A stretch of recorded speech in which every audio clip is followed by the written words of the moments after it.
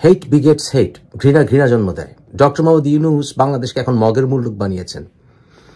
দেশে কোনো আইন নাই, মব জাস্টিস চারিদিকে। অথচ ডক্টর মোহাম্মদ ইউনূস উনি টাইমসের সাক্ষাৎকারে বলেছেন এই স্ট্রিট জাস্টিসের কথা নাকি বাড়িয়ে বলা হচ্ছে, অথচ আমি মনে করি কমিয়ে বলা হচ্ছে। ঢাকা পোস্টের একটি রিপোর্টে দেখলাম সেপ্টেম্বরে 28 জনকে হত্যা করা হয়েছে, 44কে ধর্ষণ করা হয়েছে। অথচ অনেক রিপোর্ট আছে যেগুলো কিনা সংবাদ মাধ্যমে আসছে না। ডক্টর মোহাম্মদ ইউনূস টোটালি ফেলার। উনি দেশে শান্তি আনতে পারছেন না। উনি সরকার চালাচ্ছেন এনজিওদের দিয়ে, যাদের কোনো সরকার চালানোর অভিজ্ঞতা নেই। উনি ন্যাশনাল গভর্নমেন্টও তৈরি করছেন না। উনি চ্যাংরাদের দিয়ে দেশ চালাচ্ছেন, কারণ উনি চ্যাংরাদের দ্বারা নিযুক্ত সরকার, উনি নিজেই স্বীকার করেছেন।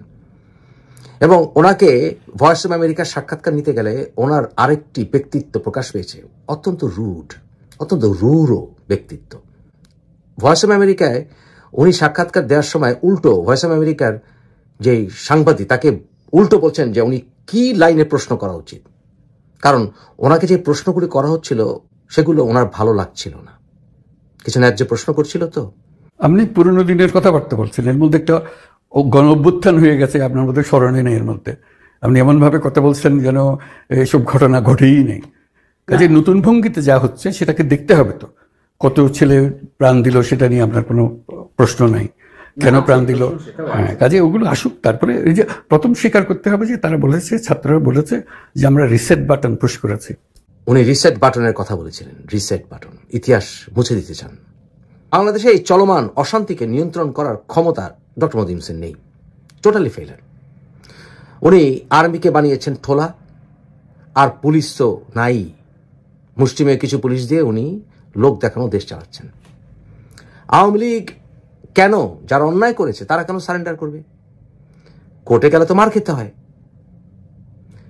সেখানে প্রাক্তন বিচারপতি হোক আর ইউনিয়ন পরিষদের চেয়ারম্যান হোক, হ্যারাসমেন্টের শিকার হতে হয়। তাহলে কেন মানুষ আইনের কাছে নিজেকে সোপর্দ করবে? বাংলাদেশে ডক্টর মোহাম্মদ ইউনূস প্রতি বিপ্লব বোধহয় ঠেকাতে পারবে না, কারণ প্রতি বিপ্লবের সমস্ত নৈতিক কারণ আওয়ামী লীগের হাতে তুলে দেওয়া হচ্ছে। সাধারণ মানুষ ফুঁসে উঠছে। আপনি মানেন বা না মানেন, আওয়ামী লীগ তাদের নেতাদের মাধ্যমে দুঃশাসন কায়েম করেছিল, শেখ হাসিনার পতন ঘটেছিল, কিন্তু সেই গণঅভ্যুত্থানের অর্জন ধুলায় মিশাতে শুরু করেছে। কেন?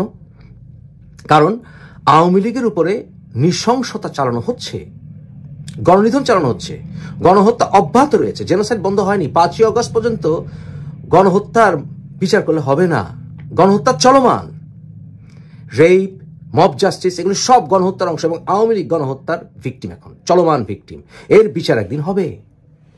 আমি শেখ হাসিনার কট্টর সমালোচক, আওয়ামী লীগের কট্টর সমালোচক, কিন্তু এর অর্থ এই নয় আমার ভাই, আমার বোন, আমার আত্মীয়দের উপরে আপনারা খড়গ নামাবেন না, আমরা বসে থাকবো। কারণ বাংলাদেশের অসংখ্য মানুষ আওয়ামী লীগ করে। আওয়ামী লীগ বাংলাদেশের অন্যতম বৃহত্তম দুটো রাজনৈতিক দলের ভিতরে একটি। তাই আওয়ামী লীগ বাঁচতে গেলে দেশের কম্বলের অর্ধেক কম্বল থাকবে না। তাই আপনি যখন আমাদের আত্মীয় স্বজন, বন্ধু বান্ধবকে, যারা কিনা অন্যায় করেনি, আওয়ামী লীগ করছে কিন্তু অন্যায় করেনি, আর তাদেরকে বিভিন্নভাবে শুনলেই আপনারা ধরে নিয়ে যাবেন, পেটাবেন, রাস্তায় মানে স্যান্ডেল পেটা করবেন,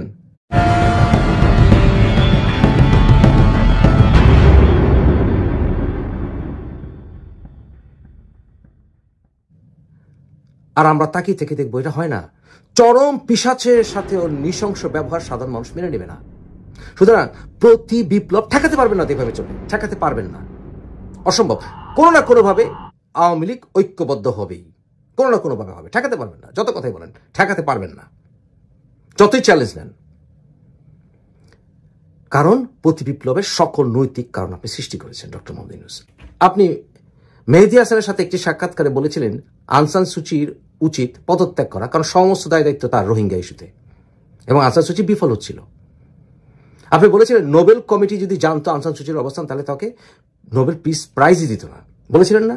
Ask you this. In Myanmar right now, what we're seeing is what the UN has called a textbook example of ethnic cleansing. Last year, you signed a letter to the UN Security Council with a dozen other Nobel laureates expressing, quote, frustration at Aung San Suu Kyi for her refusal to act on this issue.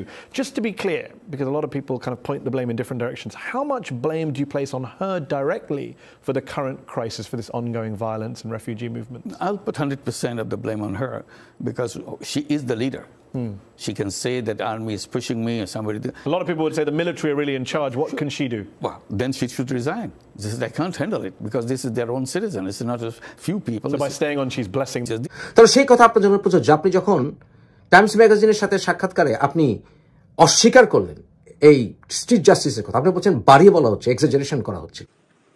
Well, as a government, this is your responsibility.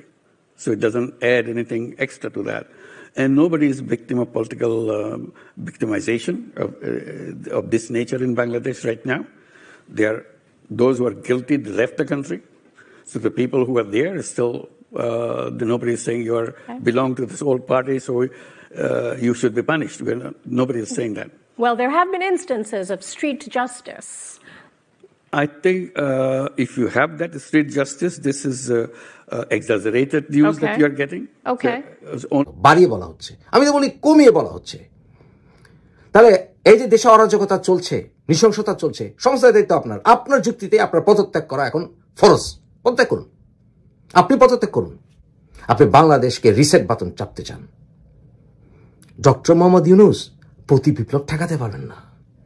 Awami লীগের ছাড়া নির্বাচন হবে না, সেই নির্বাচন গ্রহণযোগ্য হবে না, হবে না। আমি বলছি আপনাকে, আমি চাই বিএনপি ক্ষমতায় চান, আমি চাই, মনে প্রাণে চাই, কারণ আমি জাতীয়তাবাদী চেতনা বিশ্বাস করি। কিন্তু আমি বহুদলীয় গণতন্ত্রে বিশ্বাস করি এবং আমি এও বিশ্বাস করি যে সকল মানুষের রাজনীতি করার অধিকার আছে। আপনি অপশক্তিকে জাগার রাস্তা করে দিচ্ছেন, যুক্তি দিয়ে দিচ্ছেন। আপনি আওয়ামী লীগ ছাড়া নির্বাচন করবেন, পারবেন না, আর করলে সেটা গ্রহণযোগ্য হবে না। জামাতের মতো একটা পিচ্ছিরিঙ্গি দল যখন আন্ডারগ্রাউন্ডে চলে গেছে, অনলাইন দখল করে ফেলেছিল, আর সেখানে আওয়ামী লীগ আপনি আন্ডারগ্রাউন্ডে ঠেলে দিবেন, আওয়ামী লীগ কত ভয়ঙ্কর শক্তিশালী দল হয়ে উঠবে আপনি ভাবতেও পারবেন না। সেটা কি ঠিক? জিয়াউর রহমান তো বহুদলীয় গণতন্ত্রই প্রতিষ্ঠা করেছিলেন। অন্যদিকে তাকিয়ে হলেও টিএসসিতে গোলাম আজমের সাথে হ্যান্ডশেক করেছিলেন। আপনি বললেন শফিকুর রহমান সাহেব যে আপনি আওয়ামী লীগকে ক্ষমা করে দিয়েছেন। আপনারা এই কি ক্ষমার নমুনা? ক্ষমার নমুনা তো মক্কা যাওয়ার পরে মুসলমানদের বিহেভিয়ার। ক্ষমার নমুনা তো গাজী সালাউদ্দিন রক্তপাতহীন যখন উনি জেরুজালেম দখল করেছিলেন অন্য ধর্মের মানুষদের প্রতি বিহেভিয়ার। সেটা হচ্ছে ক্ষমার নমুনা। ক্ষমার নমুনা হচ্ছে সূরা নাসর। সূরা নাসরে আল্লাহ বলছেন ওটা যারা বিজয়ী তারাও আল্লাহর কাছে ক্ষমা চাওয়া উচিত। আপনাদের উচিত যে শেখ হাসিনা সরকার পতন হয়েছে, নিজেদের অন্যায়ের জন্য ক্ষমা চাওয়া আল্লাহর কাছে। সেটা না করে আপনারা ত্রাসের রাজত্ব কায়েম করে চলেছেন। আওয়ামী লীগ দলটি আইয়ুব খানের শাসনামলের ভিতর দিয়ে গেছে, টিক্কা খানের নিধনের ভিতর দিয়ে গেছে, ইয়াহিয়া খানের নিধনের ভিতর দিয়ে গেছে, শেখ মুজিবুর রহমানের হত্যার পরেও শেষ হয়ে যায়নি। জিয়াউর রহমানের শাসনামলের ভিতর দিয়ে গেছে, এরশাদের শাসনামলের ভিতর দিয়ে গেছে, বিএনপির শাসনামলের ভিতর দিয়ে গেছে, শেষ হয়নি। আওয়ামী লীগকে শেষ করে দিবেন? আওয়ামী লীগের শুনলেই অজগরের মতো তাদেরকে আপনি গিলতে চাইবেন, পারবেন না, পারবেন না, কারণ আপনার এত বড় না। ডক্টর মোহাম্মদ ইউনূস প্রতিহিংসা রাজনীতি থেকে সরে আসুন। ডক্টর মোহাম্মদ ইউনূস আপনি যদি বেঁচে থাকেন আপনাকেও গণ আদালতে একদিন বিচার করা হতে পারে। অসম্ভব কিন্তু না, অসম্ভব না। প্রতিহিংসার রাজনীতি করলে আপনার প্রতি বিপ্লব ঠেকাতে পারবেন না, ইম্পসিবল। কোনো না কোনো ভাবে এই প্রতি বিপ্লব ঘটবে। কে ঠেকাবে? সমন্বয়কারীরা। সমন্বয়কারীদেরকে দুদিন পর ছাত্রলীগ পেটালে ছাত্র দলও সমন্বয়কারীদেরকে বাঁচাতে আসবে না, জনগণ তো দূরের কথা।